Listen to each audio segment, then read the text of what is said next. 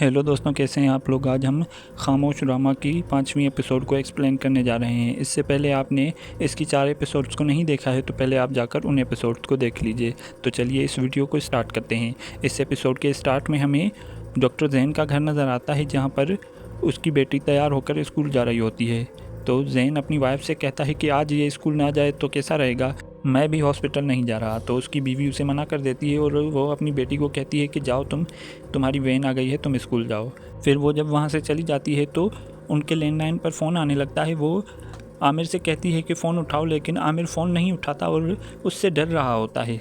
तो निदा जाकर फ़ोन उठा लेती है और निदा के वालिद दूसरी तरफ से बात कर रहे होते हैं। फिर वो जैन से बात करने का कहते हैं तो वो जैन को फ़ोन दे देती है। अब वो जैन से कहता है कि तुम रात को देर से आए थे। तो वो उसे कहता है कि हाँ, मुझे काम आ गया था। फिर वो उसे कहता है कि देर से मत आया करो, महरू और निदा परेशान हो जाती हैं, अगर मैं ही वहाँ पर होता तो मैं उनके साथ रह लेता। फिर जैन उनसे उनके कारोबार और पार्टनर्स के बारे में पूछता है तो वो उसे साफ साफ कुछ भी नहीं बताते और वो कहते हैं कि सब कुछ ठीक है। फिर वो उसे बंगले की मालियत पूछता है तो वो उसे बताता है कि ज़रूरत तो 80 लाख की है, लेकिन देखते हैं कितने में बिकता है। जैन 80 लाख का डिजिट सुनकर हैरान हो जाता है, क्योंकि उसने कल रात जो ख्वाब देखा था उसमें भी इसके फादर इन लॉ ने 80 लाख का ही जिक्र किया था। ये सुनकर वो हैरान हो जाता है और वो उनसे कहता है कि डैडी आप अपना ख्याल रखिएगा। फिर वो उसे कहता है कि ठीक है और फ़ोन रख देता है। फिर जैन निदा से कहता है कि तुम एक काम करो कि महरू की स्कूल से छुट्टी करवाकर उसे लेकर डैडी के पास चली जाओ, उसे देख आओ। तो वो इससे पूछती है कि लेकिन क्यों, डैडी को क्या हुआ है। तो वो उसे कहता है कि उन्हें कुछ नहीं हुआ, लेकिन फिर भी तुम लोग उससे मिलकर आ जाओ। तो वो उसे कहती है कि आज तुम्हें हो क्या गया है, डैडी से तुम भी उनके कारोबार और पार्टनर्स के बारे में क्यों पूछ रहे थे, और बंगले की मालकियत और ये 80 लाख का क्या माजरा है। तो जैन उससे कहता है कि मैं अब तुम्हें ये सब कैसे समझाऊं। तो वो उसे कहती है कि तुम्हें समझाने की कोई ज़रूरत नहीं है, तुम घर पर ना बैठा करो, तुम्हारा दिमाग ख़राब हो जाता है। ये कहकर वो वहाँ से चली जाती है। अब अगले सीन में ये सब लोग नाश्ते की टेबल पर बैठे हुए होते हैं और बातचीत कर रहे होते हैं। तो दूसरी तरफ सलीम भी इनके घर पर पहुंच जाता है और वहां पर एक मुलाजिम से कहता है कि आज़म खान साहब हैं। तो वो उसे कहता है कि हाँ, वो घर पर मौजूद हैं, आप कौन। तो वो उसे कहता है कि आप उन्हें कह दीजिए कि सलीम साहब आए हैं और कायनात बीबी की खैरियत मालूम करने के लिए।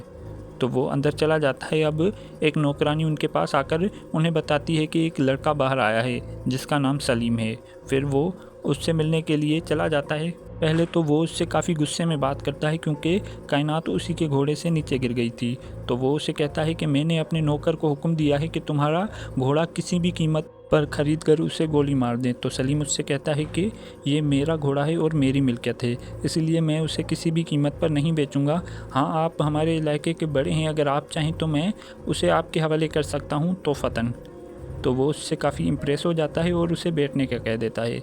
और तभी खान को डीएफओ की कॉल आती है और वो उसे बताता है कि आज रात भी जंगल से लकड़ियाँ चोरी हो गई हैं। तो ये उनसे कहता है कि तुम और तुम्हारी ये पुलिस क्या कर रही है, तुम लोग एक चोर को नहीं पकड़ सकते। मैं आ रहा हूँ तुम्हारे पास और आज सबसे साफ साफ बात होगी। तो वो सलीम को कहता है कि कुछ खाए पिए बगैर यहाँ से मत जाना, तुम यहीं पर बैठो। फिर वो नौकर को भी कह देता है कि कायनात बीबी को बता दो कि उनका दोस्त उनका इंतज़ार कर रहा है। अब वो वहाँ से जा रहा होता है तो उसका भाई उसे मिलता है और वो उसे बताता है कि जंगल से फिर से लकड़ियाँ चोरी हो गई हैं, डीएफओ के साथ मीटिंग है, एसएचओ भी वहाँ पर मौजूद है, तुम भी चलो मेरे साथ।